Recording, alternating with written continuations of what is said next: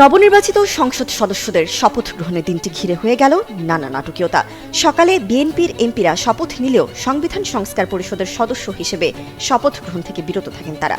এরপরই বিএনপি সংবিধান সংস্কার পরিষদের শপথ না নেওয়ায় 11 দলীয় জোট কোনো শপথ নেবে না বলে ঘোষণা দেয় জামায়াত। সামাজিক যোগাযোগ মাধ্যম ফেসবুকে একই বার্তা দেন জাতীয় নাগরিক পার্টির মুখপাত্র আসিফ মাহমুদ সজীব ভুইয়াও।